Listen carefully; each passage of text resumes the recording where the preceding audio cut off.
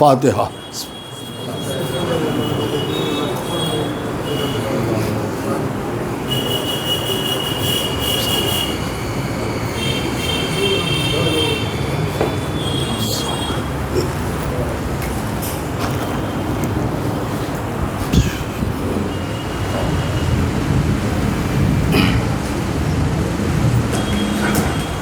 اعوذ باللہ من الشیطان اللعین الرجیم، بسم اللہ الرحمن الرحیم، والحمد للہ رب العالمین، والصلاۃ والسلام علی اشرف الانبیاء والمرسلین، خاتم النبیین، سید الوصیین، محب الغرباء والفقراء والمساکین، رحمۃ للعالمین، رسول الثقلین، امام الحرمین، صاحب کعبہ قوسین، محبوب رب المشرقین والمغربین، جد الحسن والحسین، مولانا و مولا الثقلین ابی القاسم محمد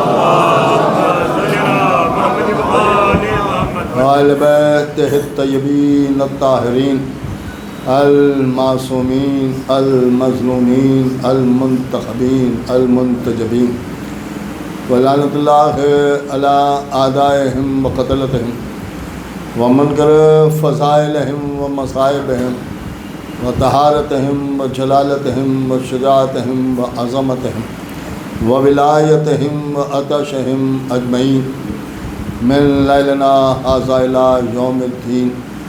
اما بعد فقد قال اللہ سبحانہ تبارک و تعالی فی کتابہ الکریم والفرقانہ الحکیم والقرآن الکریم وقولہ الحق۔ بسم اللہ الرحمن الرحیم، لا تبدیل لکلمۃ اللہ، صلوات بھیجتے ہیں۔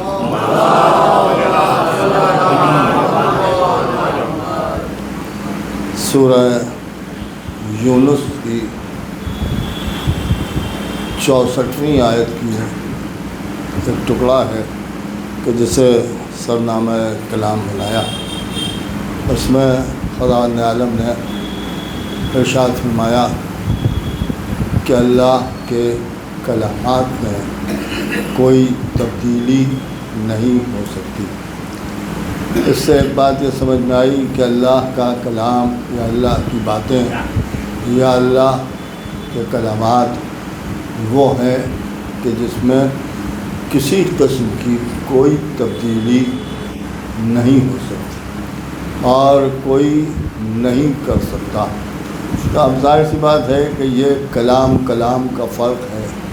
بندے کا کلام وہ ہے کہ جو روز بدلے، لیکن خالق کا کلام وہ ہے کہ جو کہہ دیا وہ ہو گیا، اور وہی حق۔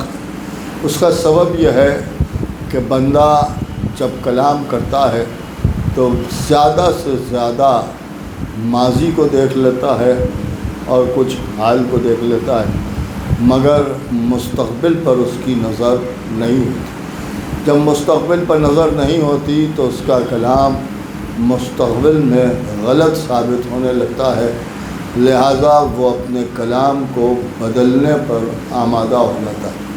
لیکن اللہ کیونکہ ماضی اور حال اور مستقبل کا خالق ہے، لہذا جب وہ کلام کرتا ہے تو ماضی اور حال اور مستقبل کو سامنے رکھ کے کلام کرتا ہے۔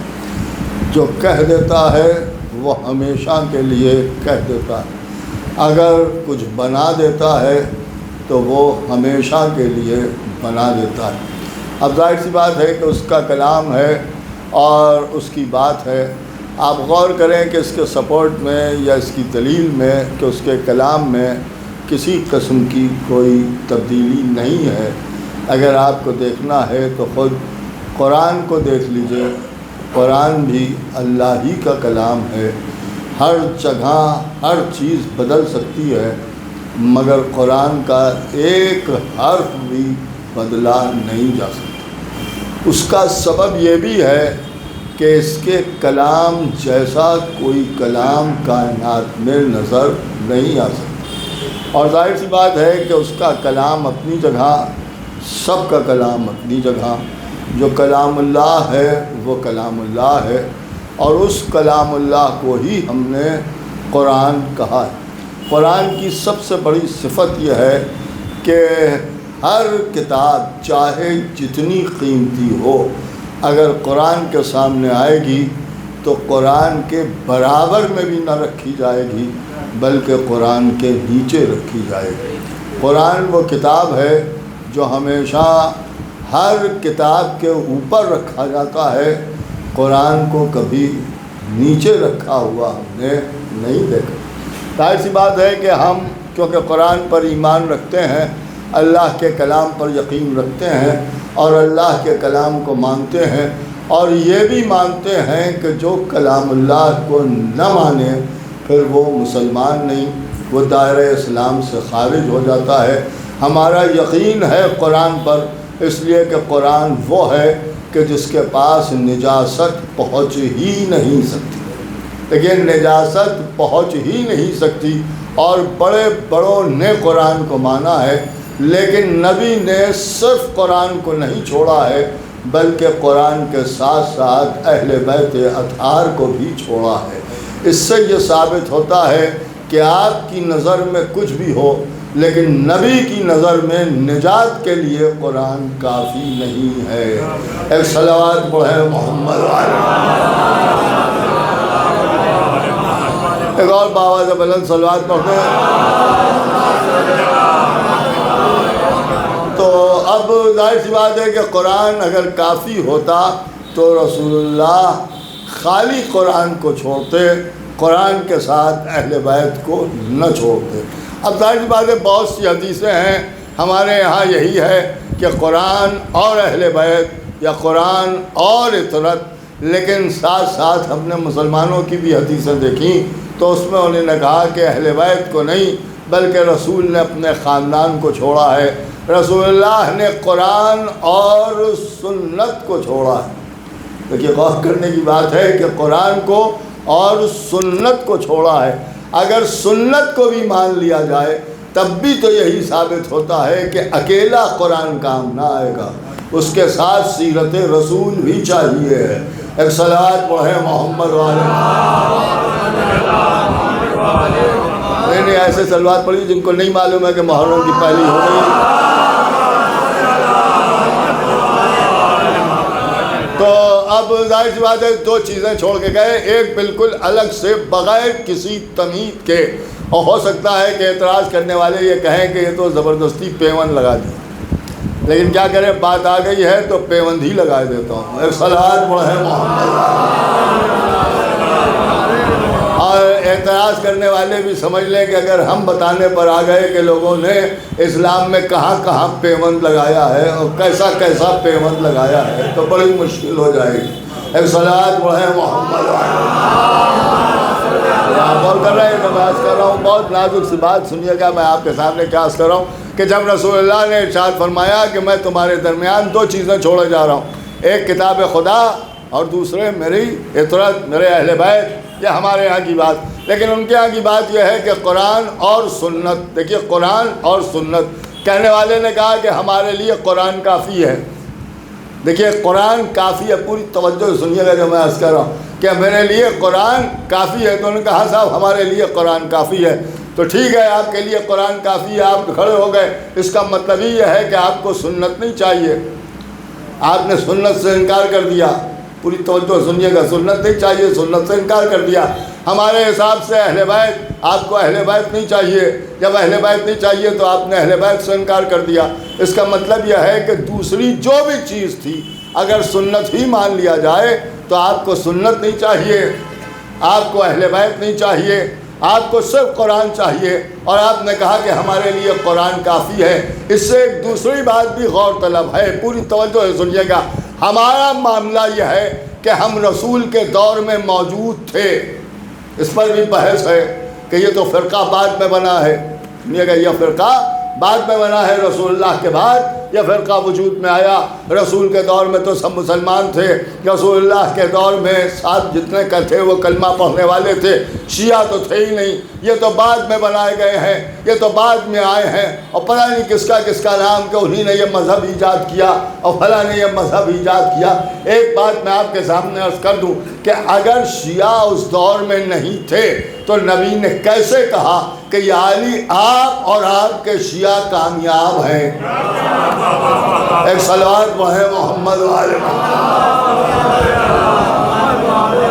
ایک اور صلوات پڑھیں محمد وآل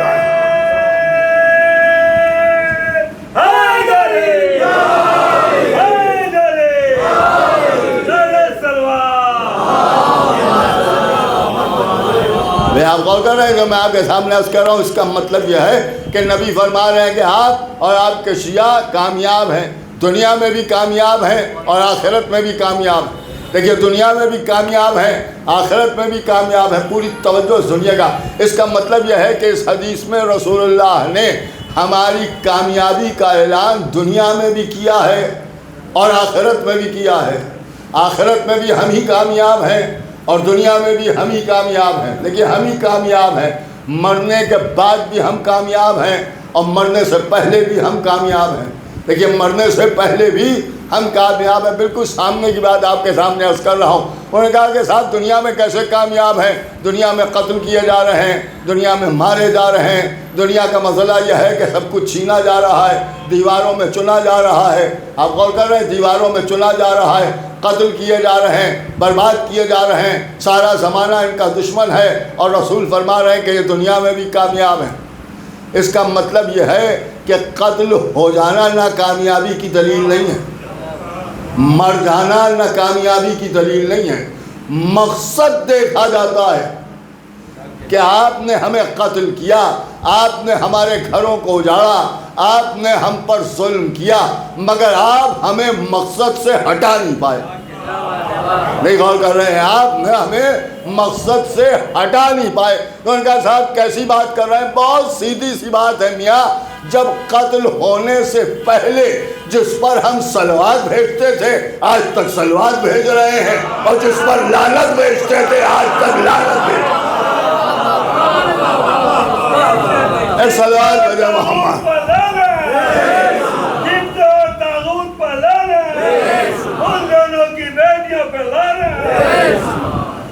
اب ایک باواز بلند صلوات پڑھیں محمد۔ تو اس کا مطلب یہ ہے کہ ہم دنیا میں بھی کامیاب ہیں اور ہم آخرت میں بھی کامیاب ہیں۔ آخرت میں ایسے کامیاب ہیں کہ ارشاد ہو رہا ہے کہ تمہارے شیعہ جب محشر میں آئیں گے تو ہم انہیں یہ اختیار دیں گے کہ کائنات میں جس نے بھی ان کے ساتھ کوئی نیکی کی ہے اسے بھی لے کے وہ جنت میں چلے جائیں۔ ایک صلوات پڑھیں محمد والے۔ ایک اور باواز بلند صلوات بھیجیں۔ تو اب میں آپ کے سامنے یہ عرض کر رہا تھا کہ ہم دور رسالت میں تھے،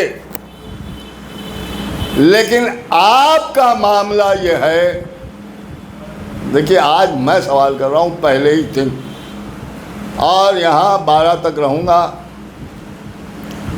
جواب چاہتا ہوں 12 دن کے اندر، اور اس کے بعد چلا جاؤں تو آئندہ سال جواب دے دیجیے۔ آپ جو ہم سے کہہ رہے ہیں کہ ہم بھی رسول کے دور میں تھے، تو ثابت کیجئے، دیکھیے ثابت کیجئے، پوری توجہ سنیے گا، نام سے ثابت کیجئے۔ خالی نام سے ہی ثابت نہیں ہوتا کہ آپ دور رسالت میں تھے۔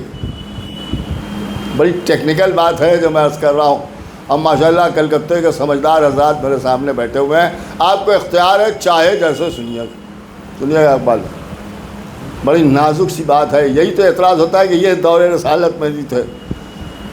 دور رسالت کو چھوڑیے، دور خلفائے راشدین میں اپنے آپ کو ثابت کر دیجیے۔ نہیں توجہ فرمائیں بھائی، اسی میں ثابت کر دیجئے۔ نام ہے اہل سنت، اور یہ سب تو ہو ہی نہیں سکتے اہل سنت، اس لیے کہ جب نبی نے کہا دو چیزیں چھوڑ کے جا رہا ہوں، ایک قرآن ہے اور دوسرے میری سنت، تو آپ نے کہا قرآن کافی ہے۔ جب قرآن کافی ہے تو سنت کو چھوڑا۔ جس نے سنت ہی کو چھوڑ دیا وہ اہل سنت کیسے رہ گیا؟ ایک صلوات بھیجے محمد والے محمد، ایک بابا سے بلند صلوات بھیجے محمد، ایک اور بابا سے بلند صلوات بھیجتے محمد۔ اب سنیے کہ قرآن کافی ہے تو قرآن پر کتنا ایمان ہے، کتنا یقین ہے۔ دیکھیے کیسا یقین ہے۔ تو نے کہا صاحب قرآن پر ہمارا یقین ہے، قرآن پر ہمارا بھی یقین ہے، ہم بھی قرآن کو مانتے ہیں، آپ بھی قرآن کو مانتے ہیں۔ میں یہاں بیٹھا ہوا تھا، مجلس میں پڑھ رہا ہوں، پوری توجہ سنیے گا۔ میں نے کسی صاحب سے کہا کہ ذرا وہ قرآن اٹھا لائیے، وہاں قرآن رکھا ہے، ذرا اٹھا کے مجھے دیجیے۔ اور نے کہا صاحب ہم کیسے اٹھا لیں؟ کیوں نہیں اٹھا سکتے؟ کہ اس لیے نہیں اٹھا سکتے کہ ہم ابھی چلے آ رہے ہیں، راستے میں چھینٹ پڑ گئی، آپ نے دیکھا ہم فرش عذاب ابھی نہیں آئے، باہر ہی کھڑے رہے۔ چھینٹ تو کپڑے پر پڑی ہے، آپ پر تو نہیں پڑی ہے، آپ قرآن اٹھا سکتے ہیں؟ اور کہ نہیں صاحب نہیں اٹھا سکتے، احترام مانیں، قرآن کو طیب و طاہر ہوں گے تبھی اٹھائیں۔ ٹھیک، ایک بات کہی، اور جب ایک بات کہی تو نے کہا کہ صاحب آپ نے سچ کہا؟ کہ بے شک سچ کہا، کہیے تو میں قرآن اٹھا لوں۔ نہیں غور کر رہے ہیں۔ میں کہا صاحب قسم کھانا ہے، میں قرآن اٹھا لیتا ہوں۔ میں نے کہا اٹھائیے، یہ رکھا ہے قرآن۔ کہہ لگے ابھی آتا ہوں نہا دھو کے۔ نہیں غور کر رہے ہیں۔ میں اٹھا لوں گا لیکن ذرا وضو کر لوں، طیب و طاہر ہو جاؤں تو قرآن اٹھاؤں۔ ایک قرآن آپ سے نہیں اٹھ رہا ہے، اور جہاں چھپ رہا ہے، نہیں غور کر رہے ہیں، جہاں چھپ رہا ہے وہاں کا کیا مسئلہ ہے؟ کہیں کہ یہ 20 قرآن رکھے، اٹھاؤ فلاں جگہ دے آؤ۔ ایک مزدور نے 20 قرآن سر پر رکھے اور لے جا کے دے دیے، یہ لے جا کے دے دیے۔ آج سے ایک نہیں اٹھ رہا ہے، وہاں 20 اٹھا لیے، نہیں غور کر رہے ہیں، 25 اٹھا لیے۔ ارے کہا آپ سمجھے نہیں، ہم مومن ہیں، وہ مزدور ہے، تو اس سے کیا ہوتا ہے تو آپ بھی انسان، وہ بھی انسان، انسانیت سمجھیے جناب۔ نہیں غور کر رہے ہیں، یہ مومن اور کافر کہاں سے لے آئے؟ آپ انسان ہیں، اللہ نے آپ کو انسان بنایا ہے۔ جب انسان بنایا ہے تو انسانیت کو سمجھیے کہ انسانیت کیا ہے۔ سب ایک جیسے ہیں، سب سے ملیے۔ آپ سے ایک قرآن کیوں نہیں اٹھ رہا ہے؟ کہ آپ سمجھے نہیں، نظریے کا فرق ہے۔ کیا نظریے کا فرق ہے؟ کہ ہمارا ایمان ہے قرآن پر، سننا غور سے، ہمارا ایمان ہے قرآن پر، ہمیں معرفت ہے قرآن کی۔ دیکھیے ہمیں معرفت ہے قرآن کی، اور وہ جو مزدور ہے اسے کیا معلوم کہ یہ کیا ہے؟ اس کا مطلب یہ ہے کہ اگر معرفت نہ ہو تو قرآن کوئی بھی اٹھا لے، جتنے چاہیں ہو اتنے اٹھا لے، اور اگر معرفت ہے تو ایک قرآن نہیں اٹھا پا رہا ہے۔ دیکھیے ایک قرآن نہیں اٹھا پا رہا ہے، اور اگر اٹھا رہا ہے تو معرفت کے ساتھ اٹھا رہا ہے۔ دیکھیے اٹھا رہا ہے تو معرفت کے ساتھ اٹھا رہا ہے کہ یہ قرآن ہے، ایمان ہے اس کا قرآن پر۔ ایک قرآن اٹھا رہا ہے، وضو کر کے اٹھا رہا ہے، طیب و طاہر عالم میں اٹھا رہا ہے، اور وہ مزدور ہے یوں ہی اٹھائے لیے جا رہا ہے۔ 20 قرآن لے گیا، 50 قرآن اٹھا کے ٹرالی کے اوپر رکھے لے کے چلا گیا، اور بار بار لے جا کے اس نے دکان میں رکھ دیے۔ پوری توجہ سنیے گا جو میں عرض کر رہا ہوں۔ بس یہی معاملہ ہے، کسی بھی شے کو اٹھانے کے لیے دو طرح کے لوگ آتے ہیں، ایک معرفت والے اور ایک بغیر معرفت کے۔ دیکھیے بغیر معرفت کے جنہیں پتہ ہی نہیں ہے کہ کیا اٹھا لیا، اور ایک ایسے ہیں جو خود بھی جانتے ہیں کہ کیا اٹھایا۔ اور اٹھا کے مجمع کو بھی بتایا کہ ہم نے کسے اٹھایا. یہ کیا ہے؟ نہیں غور کر رہے ہیں آپ. واہ واہ تو کر رہے ہیں لیکن جہاں آپ کا ذہن جا رہا ہے میں وہاں نہیں جا رہا ہوں. میں کچھ اور بیان کر رہا ہوں. پوری توجہ سنیے گا. بالکل الگ ہٹ کے بات آپ کے سامنے عرض کر رہا ہوں. ہم نے احد کے میدان کو بیان کیا جب بڑے بڑے لوگ، بزرگ افراد، بڈھے بڈھے، جوان جوان، طاقت والے میدان کو چھوڑ کے احد کی پہاڑی پر پہنچ گئے. نہیں غور کر رہے. احد کی پہاڑی پر پہنچ گئے اور پھر فخریہ کہا کہ ایسے اچک رہا تھا جیسے پہاڑی بکری. میں تو سمجھتا ہوں کہ چاہنے والوں کو بکرے کی بھی قربانی نہیں کرنا چاہیے. ایک صلوات بولے محمد وآل محمد. غور سے سنیے گا جو میں آپ کے سامنے عرض کر رہا ہوں. تو وہ پہاڑ پر چلے گئے. لوگ یہ کہتے ہوئے بھاگے کہ ماتا محمد، محمد مارے گئے، محمد قتل ہو گئے، محمد قتل ہو گئے. علی تلوار چلا رہے تھے، خون کی دھار کوہنی سے بہہ رہی تھی. قتل کرتے کرتے اب جو یہ جملہ سنا تو تیزی سے وہاں پر آئے جہاں نبی بیٹھے ہوئے تھے. دیکھا کہ نبی پتھروں سے زخم کھا چکے ہیں، زمین پر ہیں. فوراً علی نے تلوار کو نیام میں رکھا، چھک کے نبی کو اپنے ہاتھوں پر اٹھایا اور اٹھا کے فرمایا ھذا محمد، ھذا محمد، ھذا محمد. یہ ہے محمد، یہ ہے محمد. اللہ نے غور سے دیکھا. اچھا تم نے میرے نبی کو ہاتھوں پر اٹھایا. ھذا محمد، ھذا محمد. هل جزاء الاحسان الا الاحسان. احسان کا بدلہ احسان سے دو. اب غدیر کے میدان میں اسی محمد نے علی کو ہاتھوں پر اٹھایا. ھذا مولا، ھذا مولا، ھذا مولا. یہ ہوا بدلہ کیونکہ نبی کو معرفت، نبی کی معرفت علی کو تھی، لہذا علی نے اٹھایا. لوگوں نے تڑپ کے کہا اگر علی نے اٹھایا تو کیا بات ہے، علی کے اٹھانے کی کیا بات ہے. ٹھیک ہے معرفت کے ساتھ اٹھایا. لیکن ایک اور بڈھا تھا جس نے ہجرت کی رات علی کو اپنے کاندھوں پر اٹھایا. خالی اٹھانا نہ دیکھو، معرفت تھی یا نہیں. توجہ فرمائے بھائی، معرفت تھی یا نہیں. جب علی نے نبی کو اٹھایا تو پھر نبی کو پہچنوایا. آنکھ میں آنسو نہیں آئے. نہیں غور کر رہے آپ. اس کا مطلب یہ ہے کہ علی نے معرفت کے ساتھ اٹھایا. اگر تمہیں بھی معرفت ہوتی تو نبی کے پہلو میں بیٹھ کے گریہ نہ کر رہے ہوتے، رو نہ رہے ہوتے، نبی کو روکنا نہ پڑتا. اس کا مطلب یہ ہے کہ تم نے بغیر معرفت کے اٹھایا. اب آج کی سمجھ میں آیا. علی نے اٹھایا تو معرفت کے ساتھ مومن کی طرح اٹھایا، اور تم نے اٹھایا تو ویسے ہی جیسے مزدوروں نے قرآن اٹھایا. ایک صلوات بھیجے محمد والے. ایک اور بآواز بلند صلوات بھیجے محمد. نہیں ایسے نہیں، بآواز بلند صلوات.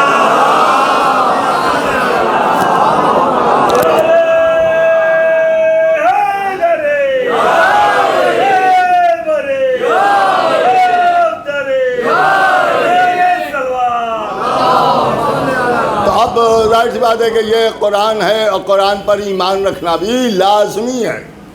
اللہ کا کلام بدلتا نہیں، قرآن میں تبدیلی ممکن نہیں.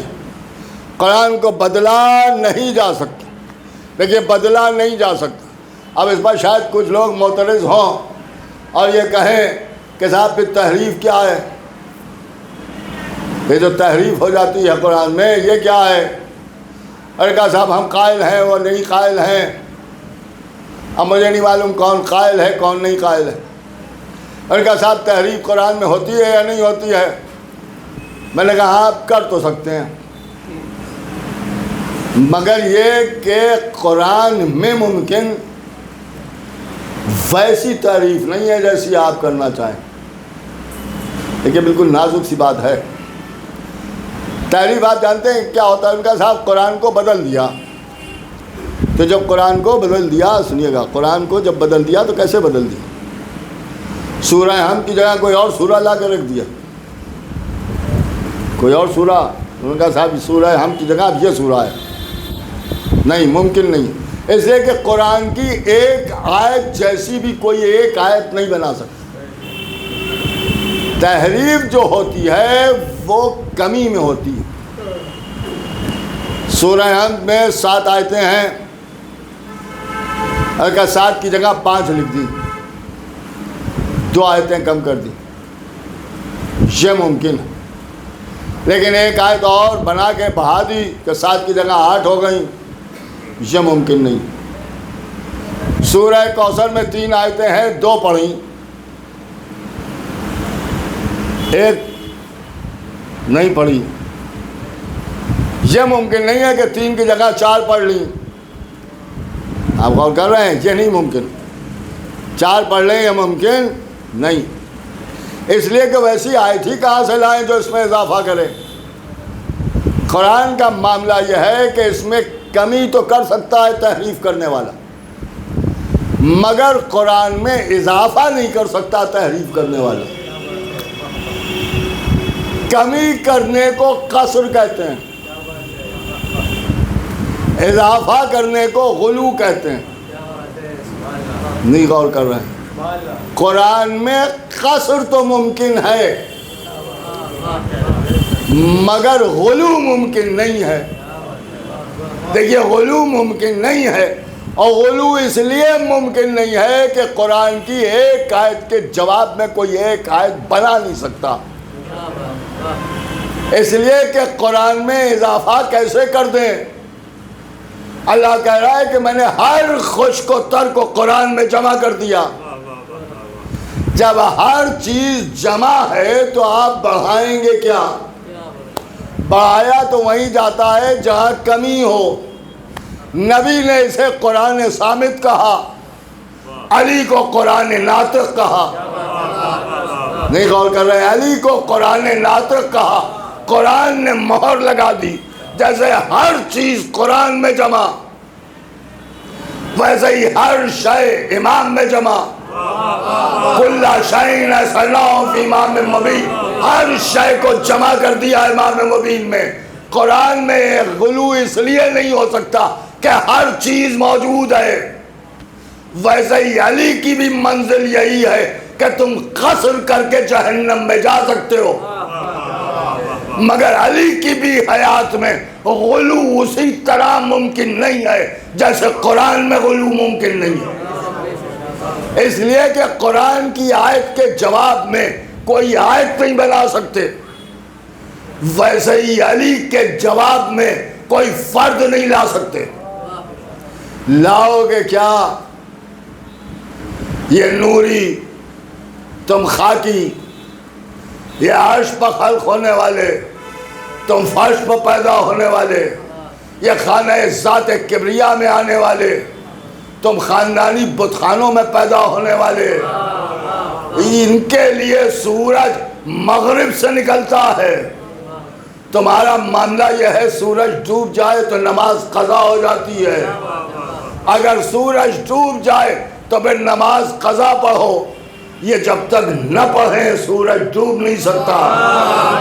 تمہارے لیے تلواریں لوہا زمین سے نکلے گا، ان کے لیے آسمان سے نازل ہوگا. تم ستاروں کو دیکھ کے راستہ ڈھونڈو گے، ستارے ان کی دہلیز کو ڈھونڈیں گے. تم مر جاؤ گے، نماز جنازہ ہوگی، یہ ٹھوکر لگائیں گے، مردے زندہ ہو جائیں گے. یہاں معاملہ یہ ہے کہ تم بھوکے مرنے والے ہو. یہ وہ ہیں کہ جو رزق وہاں بھیجتے ہیں جہاں تم سمجھتے ہو رزاق بیٹھا ہے. ایک صلوات بھیجے محمد علیہ محمد.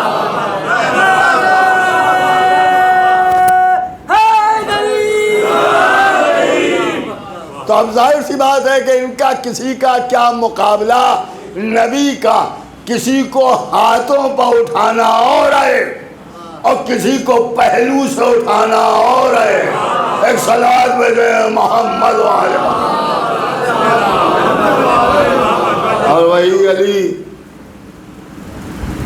جو تاجدار ولایت اور انہی کی ولایت کو بچانے کے لیے کربلا کی سرزمین پر حسین ابن علی آ گئے۔ چاند ہو گیا، آپ نے سیاہ لباس پہن لیے، فرش عزا پر آ کے آپ بیٹھ گئے، مجلسوں کا اہتمام ہوا۔ اب آج سے مومنین حسین کے چاہنے والے ڈھونڈیں گے کب کہاں مجلس ہو رہی ہے۔ آپ یہاں آ گئے، پہلا دن ہے، اتنا بڑا مجمع، پھر یہاں سے آپ گول کوٹھی جائیں گے، وہاں سے حاجی کربلائی جائیں گے، سب مجلسوں میں جائیے، شرکت کیجیے، اس لیے کہ سیدہ ہر فرش پہ جاتی ہیں۔ دن میں 11 بجے جناب فیض صاحب کے مکان پر بندو گلی میں مجلس کا آغاز ہو جاتا ہے، وہاں بھی تشریف لائیے، برابر مجلسوں میں شرکت کرتے رہیے، اس لیے کہ یہ امام حسین کا غم ہے، اور ہمارا معاملہ یہ ہے کہ ہم اسی غم کے لیے پیدا کیے گئے۔ شہزادی نے یہی فرمایا تھا کہ بابا میرے بچے پر روئے گا کون، روئے گا کون؟ تو اللہ نے آواز دی کہ ایک گروہ کو پیدا کروں گا کہ جو حسین کا غم بنائے۔ میں سمجھتا ہوں یہی وہ گروہ ہے کہ جو حسین پر رونے کے لیے خلق کیا گیا۔ ہمارا مقصد خلقت حسین پر رونا ہے، حسین پر گریہ کرنا ہے۔ عزیزوں، اب وہ وقت قریب ہے کہ جب ایک دوپہر میں بھرا گھر لٹ جائے گا، عزا خانے سج چکے ہیں، دل بھرے ہوئے ہیں، آنکھوں میں آنسو ہیں، اس لیے کہ اب کل کربلا کی سرزمین پر حسین پہنچ جائے۔ آج پہلی محرم ہے، ابھی حسین راستے میں ہیں۔ راستے کا ایک واقعہ عجیب و غریب ہے کہ گھوڑے پر سوار ہیں، اصحاب حسین، اصحاب کے امام حسین کے ساتھ ہیں، بنی ہاشم تلواریں کھینچے ہوئے امام حسین کے ساتھ ساتھ چل رہے ہیں، گھوڑے کو مہمیز کر رہے ہیں۔ ایک جانب آقا ابو الفضل عباس ہیں، دوسری جانب شہزادے علی اکبر ہیں، پیچھے پیچھے جناب قاسم کا گھوڑا ہے، جناب اون و محمد ہیں، اور پھر سارے اصحاب ہیں، حسین کو گھیرے ہوئے لے کے آگے بڑھ رہے ہیں کہ حسین نے چلتے چلتے فرمایا انا للہ و انا الیہ راجعون۔ بس جیسے ہی کہا، شہزادے علی اکبر نے آگے بڑھ کے پوچھا بابا خیریت تو ہے؟ امام نے فرمایا ایسا محسوس ہوتا ہے کہ کوئی کہہ رہا ہے کہ یہ موت کی طرف بڑھ رہے ہیں اور موت ان کی طرف بڑھ رہے ہیں۔ بس جیسے ہی کہا، حسین کے جوان نے تڑپ کے کہا کہ بابا کیا ہم حق پر نہیں ہیں؟ حسین نے تڑپ کے فرمایا میرے لال کیسی بات پوچھتے ہو، ہم حق پر نہ ہوں گے تو کون حق پر ہو؟ کہ بابا اگر ہم حق پر ہیں تو ہمیں کیا فکر، چاہے موت ہم پر آ پڑے یا ہم موت پر جا پڑے۔ سینے سے لگا لیا، سارے لشکر کو ایک حسرت بھری ہوئی نگاہ سے دیکھا، اور پھر ان محملوں کی طرف دیکھا جس میں سیدانیاں تھیں، گھوڑے کو آگے بڑھایا۔ میں سمجھتا ہوں کہ حسین کی نظروں میں کربلا گھوم گئی۔ یہ علی اکبر سینے پر برچی کھائے گا، یہ عباس شانے کٹائے گا، یہ قاسم پامال کیا جائے گا، یہ اصحاب قتل ہو جائیں، یہ محولیں اب نہ ہوں گی، یہ کجاوے اب نہ ہوں گے، سیدانیوں کے سروں پر ردائیں موجود نہ ہوں گی۔ اور اس کے بعد گھوڑے کو آگے بڑھایا، آگے بڑھتے بڑھتے ایک منزل پر آ کے رکے، آواز دی عباس یہ سامنے راستہ کوفے جاتا ہے۔ حق ابو الفضل عباس نے فرمایا بے شک یہ کوفے کی جانب جا رہا ہے۔ کہا عباس جا کے بیٹھ جاؤ، اگر کوئی کوفے سے آنے والا ملے تو میرے بھائی مسلم کے حالات بیان کرے۔ ابو الفضل عباس گئے، ایک شخص کو آتے ہوئے دیکھا، اس سے دریافت کیا کہ کوفے میں کیا حالات ہیں؟ کہا آپ کون ہیں جو پوچھ رہے ہیں؟ کہا کوفے کے حالات بیان کرو۔ کہ بہت خراب حالات ہیں۔ آپ کسے پوچھنا چاہتے ہیں؟ کہ میں مسلم کو پوچھنا چاہتا ہوں۔ بس جیسے ہی سنا آنکھوں میں آنسو آئے، اور اس کے بعد وہ کہتا ہے کہ ہاں کون ہے؟ کہ مجھے عباس ابن علی کہتے ہیں۔ بس جیسے ہی سنا قدموں پر سر رکھ دیا، آقا آپ اور یہاں؟ کہا میرا آقا حسین بھی ہے، کہ مجھے حسین کے پاس لے چلیے۔ آقا حسین کے پاس آیا، جناب مسلم کی شہادت کی خبر سنائی۔ امام حسین نے سنا، آنکھوں میں آنسو آئے، پھر اپنی جگہ سے اٹھے، خیمے کے در پر پہنچے، آواز دی زینب میں آ رہا ہوں۔ شہزادی زینب نے مسند رسالت نکال کے بچھائی، رسول کی مسند پر جا کے جلوہ افروز ہوئے، کچھ دیر بیٹھے رہے، اور اس کے بعد پھر آواز دی زینب ذرا مسلم کی بچی کو بلاؤ۔ رقیہ کو بلایا گیا، کہا رقیہ میرے قریب آؤ۔ بی بی قریب آئیں، ہاتھ پکڑ کے اپنے زانو پر بٹھایا، پھر آواز دی کہ زینب ذرا وہ گوشوارے لے آؤ جو میں نے راستے میں خریدے تھے۔ گوشوارے منگائے، اپنے ہاتھوں سے جناب رقیہ کو گوشوارے پہنائے، پیشانی پر بوسہ دیا، سر پر ہاتھ پھیرا۔ بنی ہاشم کے گھرانے کی بچی تڑپ کے آغوش سے نکلی، اور اس کے بعد پوچھتی ہے آقا میرا بابا تو خیریت سے ہے، آپ تو وہ سلوک کر رہے ہیں جو ایک یتیم کے ساتھ کیا جاتا ہے۔ بس یہ سننا تھا، کلیجے سے لگا لیا، اے میری بچی آج سے میں تمہارا باپ ہوں، مجھے اپنا باپ سمجھنا۔ خیمے میں قرآن برپا ہوا، بس مجلس تمام ہے۔ یہ سارا منظر سکینہ نے کھڑے ہو کے دیکھا۔ اچھا جب کسی بچی کا باپ مر جاتا ہے تو سر پہ ہاتھ رکھا جاتا ہے، کانوں میں گوشوارے پہنائے جاتے ہیں، سینے سے لگایا جاتا ہے۔ روز عاشورہ حسین مارے گئے، سکینہ کے سر سے باپ کا سایہ اڑ گیا، شمر آگے وہاں، کانوں سے گوشوارے چھینے، منہ پر تماچے لگائے، بچی زمین پر گر گئی۔ رقیہ نے یہ کہہ کے بازو اٹھائے لایا، اے بی بی سکینہ اٹھو، ارے تمہارے گوشوارے چھن گئے، تمہارے سر سے چادر چھین لی گئی۔ واہ حسین آواز سیالم الذین ظلموا قوم ينقلبون انا للہ